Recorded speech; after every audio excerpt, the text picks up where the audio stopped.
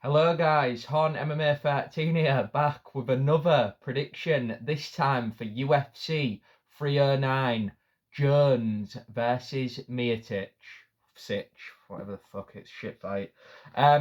So I'm looking forward to this card, weirdly, probably just because I'm looking forward to what's going to go on after, and will get into my prediction for the aftermath of this at the end of the video, what I think is going to happen immediately after the fight and so on. But let's start with the opening fight of the card, and the main card, I mean by that. Mauricio Ruffy versus James, or as he likes to be called, Jaimes, even though his name's James. Jaimes, because he likes to be different. He's from Peru. Lontop. Now, Ruffy, I think, is just going to bully Lontrop. He's built like a child. He always misses weight. He's actually missed weight again for this fight. As you know, I like to do my videos kind of last minute, so I like to see the weigh-ins before I make my predictions. You know, because a lot of people like to get them up early for views. I'm not really doing it for that. I just like to make my predictions, you know, and you guys can have a look how I did afterwards. Or if you want to do a last minute online bet, you can check them. You know, now that everything's online, it doesn't matter if the predictions are online last minute. But I think Ruffy is just going to bully Lontop. He's literally in his last fight, he was landing shots on Slava claws, Lontop was, and he wasn't even flinching. Like, he's got no power whatsoever, no presence, no threat. He's just like one of those fighters where if he fights anyone who has any kind of like impact on the punches, he's probably not going to have much resistance and just get bullied. And I think that's going to happen here. I can see it going maybe to the second round because he might run away in the first round, but by the time the second round comes up, he's going to be he's numbered. He's not going to have a chance of getting anything out of this fight. He's going to get bullied, probably finish. I can see even a flatline KO in round 2 when he gets caught clean after he can't run anymore. So that would be my probable prediction. I think it's going to be a very brutal knockout for Mauricio Ruffy, who he's got a lot of hype behind him at the minute. And I think it's going to be a flatline KO in the second round, probably the knockout of the night. Although that isn't a thing anymore, we don't get awards for that. But I think it'll be a brutal knockout, and Ruffy's going to get the win. Moving on to fight number 2 on the main card, Karine Silva versus Viviane Araújo. Now, Viviane Araújo, she's old. She's got no kind of like finishing potential.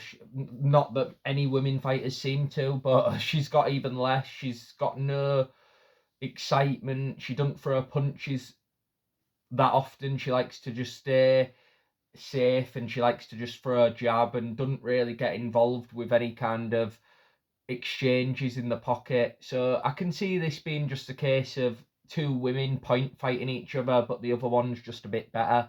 And I think the better fighter here is Silva. I think also Araújo fought another Silva in a last fight, Natalia Silva. And I remember when I predicted that fight, I thought Natalia Silva was going to be too much for her in a similar way, and she just got pieced up in that fight. She got outlanded, she got outstruck, she got outsped. You know, the speed difference in that fight. And she is 37, Araújo, so it's understandable that she'll have slowed down. And she's fought some of the best. She's fought Amanda Ribas before. She's fought a few good fighters. Alexa Grasso, actually, in a 5-rounder. Don't forget that. That was quite a while ago now, 2022. But Araújo has fought some good fighters, but she's older now. And Silva, the other Silva, the one she's fighting here, Karine, she's just too good for her. I think she's got too much technical striking for her to handle. I think if she was fighting another wild winging fighter like herself, maybe she'd have a chance to get success. But she's fighting someone who does have technical ability on the stand-up, and I think that's going to be the difference, that neither fighter's going to want to get too stuck in, and it's not going to come down to a lucky shot or overwhelming them and getting a takedown, because I think that they're both going to stay at range and not want to get too involved close up. So there's not going to be much clinch work either, and that's probably the only way with the dirty boxing I could see, Araújo having a shot, because she can, she is rough and ready, she's a more experienced fighter, and I think that could be a way of success, but I don't see the fight going anywhere in that route. So I think it's going to be a very, very sparring decision for Natalia, that's a last opponent who she got pieced up by, for Karine Silva. I think Karine Silva's going to beat Aruja. It'll be a second defeat from a Silva. Take from that what you will. And I think it might be a retirement. Moving on to the first big fight on the main card. Bo Nickel versus Paul Craig. I'm not as impressed by Bo Nickel as a lot of people seem to be. I think he's really, really overrated. I think his wrestling obviously is great, but people say this a lot and it seems to get lost on people. MMA grappling, MMA wrestling is a lot different to collegiate wrestling, you know, any type of like competitive wrestling in general. And when people say that, a lot of people, I think it just goes over their heads. But what people mean by that is when you're doing collegiate wrestling, for one, you ain't got to worry about strikes. But for two, the old technique of like takedowns, a lot of the time you see like a lot of unorthodox takedowns in MMA that you wouldn't say is a clean takedown. You hear DC on commentary, oh, that's not, you know, that criticising some people's takedowns. But there's actually a lot of fence work, and Bo Nickel actually talked about this in an interview when he was first getting into MMA and he first got signed by the UFC, that he even noticed a stark difference. And I think Paul Craig, you know, as long as he can stay putting the pressure on in this fight against Bo Nickel, Bo Nickel's only chance of getting the takedown is to hope that he can just outstrength Paul Craig. And Paul Craig, you know, might get outstrengthed in this fight because he is a former middleweight. He's a former light heavyweight, sorry. So he's gonna, you know, he could outstrength Bo Nickel in this fight, sorry. So I feel like that is a route that people are paying enough attention to in this fight, that it's a light heavyweight coming down in weight who has not only good jiu-jitsu, but has the strength advantage. And Bo Nickel, everyone I've seen him fight has just kind of let him take him down. And I feel like Paul Craig, even if he does get taken down, he's going to be a threat. So that can sometimes lead to less nervousness about getting taken down, which in turn might make it more likely he can defend a few because he's not going to be as jittery and as nervous about the possibility of being taken down. And that could help him defend those takedowns because he's not going to be as jittery. And not only that, he's, as I've said, got a strength advantage. So with all that said, I'm going to go for Bo Nickel, but simply because he's got the striking advantage, not because of the wrestling. And he has said in this build-up that he would like a knockout in this fight, and I believe him. I think he knows that Paul Craig's not going to be easy to win in the grappling, and I think he's going to really try and make a statement with a knockout in this fight. And I can see Bo Nickel getting a knockout victory in this fight, and I think it's going to come in the second round, like the previous fight I mentioned, the Ruffy fight, for similar reasons actually, because I think Paul Craig's going to be cautious in the first round, and then he's just going to get pressured and eventually just not be able to handle the pressure and get caught.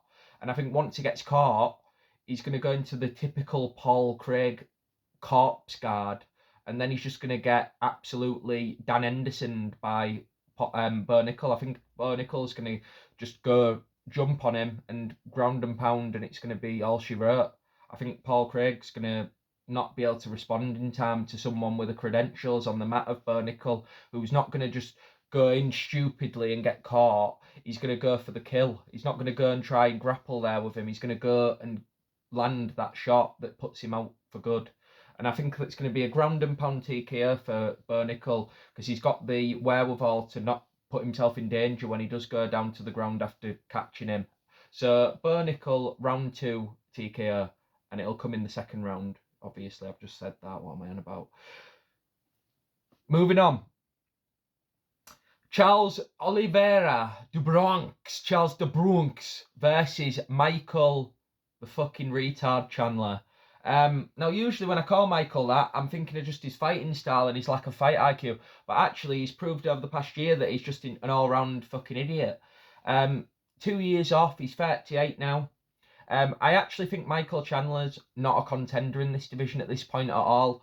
I think Paddy Pimblett would beat him, which I think a lot of people nowadays are saying is a possibility. I think Renato Moicano would beat Michael Chandler. I think even people lower down could give Michael Chandler a good fight. I mean, people are going to think I'm trolling here, but I think Grant Dawson might have a chance of beating Michael Chandler just with the grappling. But maybe that is a bit too far. Bobby Green? No, joking, I'm going too far now. But I think Michael Chandler's going to get absolutely starched here. I think he's going to get absolutely steamrolled by the Bronx. I think it's going to be quite sad because Michael Chandler's wasted 2 years of his career for nothing. And I think even though I've seen a certain fat guy on the internet who fucking always tries to have controversial opinions saying stuff like he'd be more likely to get the McGregor fight if he gets beat. I don't agree with that at all. I think McGregor could find better matchups for himself with people that, you know, are going to give him more credit. You know, people like Justin Gaethje, who's, you know, not coming off 2 losses, you know, but is a good matchup for a McGregor.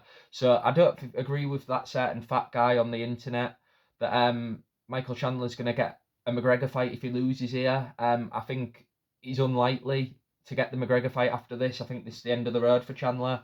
I think the Paddy the Baddy fight, think about this, if Paddy beats Moicano next year, a Chandler fight, that's probably the biggest fight Michael Chandler's going to get.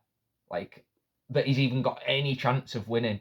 So I think that Chandler's going to be really out of options very soon. And I think Charles the Bronx is going to come in. He's going to have his hands up, storm forward like he likes to do. And I think he's going to start peppering Chandler with that jab that he throws. And he's got the length, obviously, significantly. Chandler's got the T-Rex Tom Aspinall arms, except he ain't got the speed of Tom Aspinall. Because even people used to say that was one of Chandler's best things. But if you look at any fight where he's been knocked down, it's always because he's been beaten to the punch. You've got to be freakishly fast to have short arms and throw punches how Chandler does. And Tom Aspinall, for his division, has freakishly fast hand speed compared to other people in that division. Michael Chandler, yeah, he's fast. He's a lightweight, but he's not that much faster than all the other fighters. And I think the Bronx is going to clip him. Chandler's going to get jabbed up. His nose is going to be bleeding.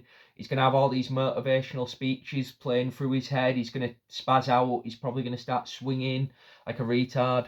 And then I think the Bronx is just going to catch him with a straight right, and just absolutely tag him, put him down. And then I think Chandler's probably going to start fucking freaking out, start spazzing out on the ground, trying to go for triangles, probably while the Bronx is hammering on him. And I think he's just going to get hammered out. And then until the point it comes where he's probably going to think, shit, I better make my way to the feet, because I don't think Charles will get the finish in this sequence. I think he will hammer him, but Chandler is quite tough. That's one thing I'll give. And I think that's when Charles takes his back, when Mike thinks, I better get up here and I'm not going to get a triangle, because Michael Chandler is the kind of guy to go for a triangle against Charles Oliveira, jiu-jitsu specialist. Like, he's got the worst fight IQ ever. He's the type of person to get stunned in that already CTE-riddled mind and then just go for a triangle or something stupid. But I think Charles just going to hammer fist him, and then he's going to wait till Chandler tries to make his move and scramble up to his feet, and then he's going to get the back, choke him out, probably unconscious, which will be quite funny. So, yeah, Charles Oliveira, round 2. No, actually, round 1. Charles Oliveira, round 1. Submission, performance of the night for one of our favourite guys, the Bronx. So, yeah, round 1, sub. And now, moving on to the main event, what we've all been waiting for. John Gayboy Jones versus Stipe Unintelligible Miocic. John Jones, I'm so done with this guy at this point. I think he's overrated as it is. I mean, you think of John Jones's career, you know, we talk about like fighters who've gave us entertainment, because I feel like that's what we all as MMA fans actually respect, you know, the fighters who've gave us entertainment. John Jones ain't gave us any entertainment in the past 6 years. Longer. He's not had one entertaining performance. His Cyril Gane fight was a joke, and he didn't even throw a punch in that fight, and he looked terrible for the few minutes we saw him on the feet. Anthony Smith fight was a joke. Fucking Anthony Smith still he could have been the champion that night if he'd have took. But anyway, I won't go into that. That's quite a terrifying thought, actually. Anthony Smith as light heavyweight champion. But the Dominic Reyes fight, embarrassing. The Gustafsson fight was maybe in the last 6 years, so that was a decent fight. Not as good as the first one, but that was a good performance. But Jones just isn't that guy. And I know that sounds crazy to say, and it might sound even crazier, and you think, oh, you're just a Tom Aspinall dick rider. Tom Aspinall in the past 4 years has gave us entertainment. People like to criticise Aspinall because he keeps his chin up, but no one mentions that is giving us entertainment. Like, he's throwing in the pocket. Like, he's at heavyweight. Do you know how much balls that must take to throw in the pocket against people like fucking Sergey Pavlovich? You know, to literally throw shots with, like, and he has his chin in the air, like, yeah, but he believes in his speed, and he isn't a pussy like John Jones, who fights at range and perks and fucking toe perks you and fucking tries to take your knee out. He did do that in one fight, although he did throw an oblique in one fight, Aspinall.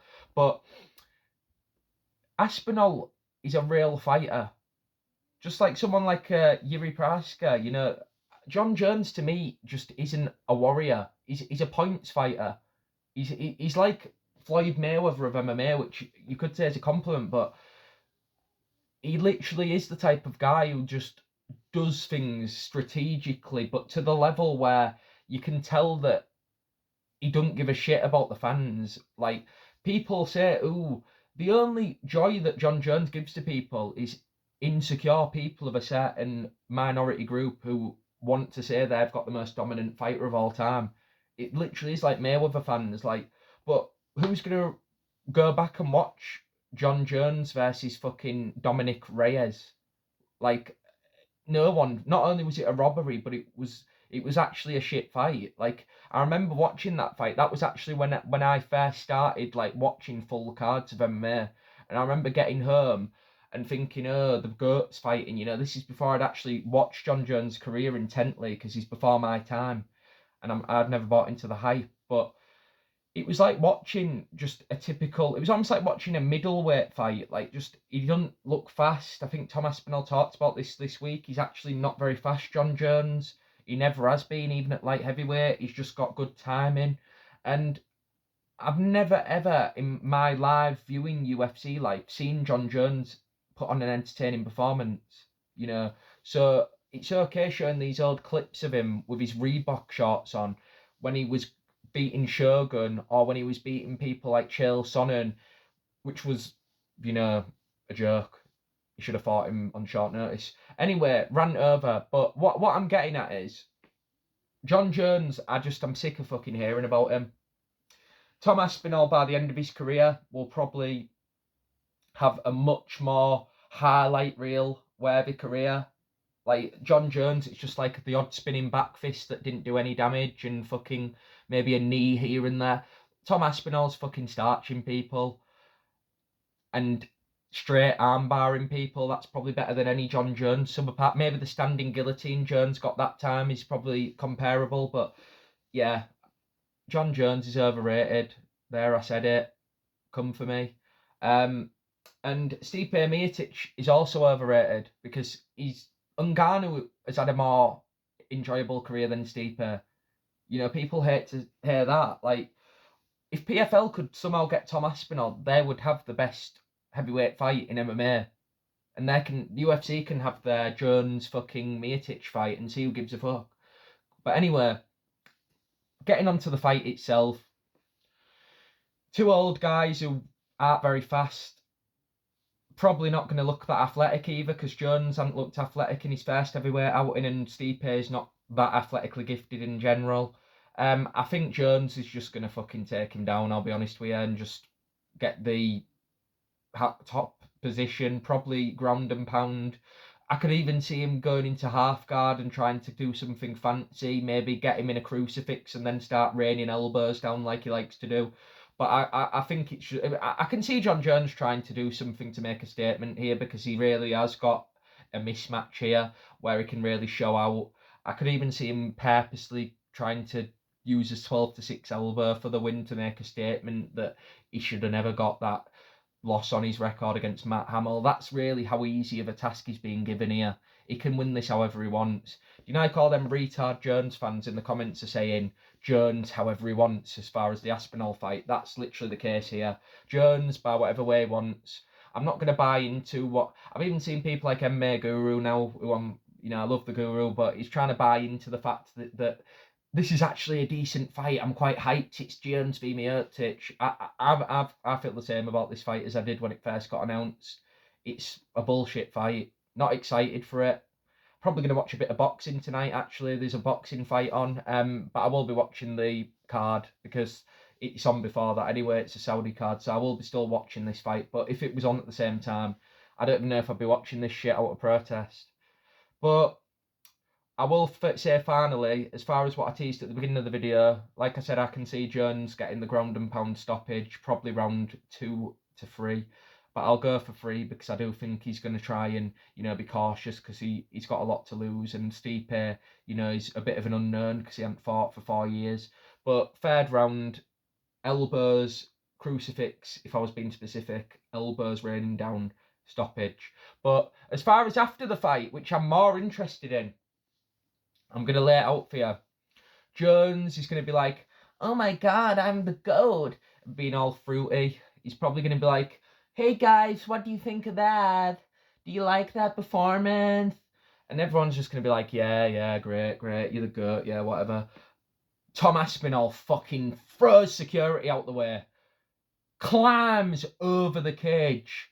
And then all of a sudden the camera cuts to John Jones and you just see a distinct streak of piss going down his shorts. Hopefully he wears the... oh no, he's wearing custom shorts. I was going to say I wish he wore like the white shorts. But you're going to see a distinct stream of piss going down Jones's fucking shorts. And then Aspinall's going to be like, John, you know that I want to fight you. So can you please get out of your closet and give me the title shot? And then Jones is going to be like, Tom, knock it off. And then Tom's just going to be like, hey, you little fucking... I nearly said it. Hey, you little fucking maggot. You will fight me, or I'm going to fucking do to you right now what you did to your wife when she overcooked your roast dinner. And then Jones is going to start having a fanny fit, probably start calling him Officer Nerd. And then I feel like Jones is going to get really hyped all of a sudden, like he can do something. And then I feel like Dana White's going to probably come in and say, hey guys, wait till the fight. And then we're going to get a super fight. So my prediction is we are going to get what we want. I think Dana White's going to make the fight in the cage. I think they're going to really dupe all of us fans and shockers here and actually give us something that's a pleasant surprise for a change. So anyway, guys, thanks for watching. I'm more interested in the aftermath of this fight, and I'm really looking forward to the new year of fights because I think 2024 has been it's been a good year. I went to a UFC event this year, UFC 304. That was a good event. UFC 300 was really good, actually. UFC the Taparia card with Max Holloway, whatever that was, fucking 308. It's been a bad year though in a lot of ways this year in MMA, and I do feel like next year is going to improve on it. I think even 2023 wasn't that good. 2022 was a good year, and I think we're going to get back to getting the fights we want in 2025. So like, subscribe, bit of a longer video, but I am doing just the main card, so I like to be as in-depth as I can. Like, subscribe, and thanks for watching, guys. Enjoy the fights, enjoy the card on MMA.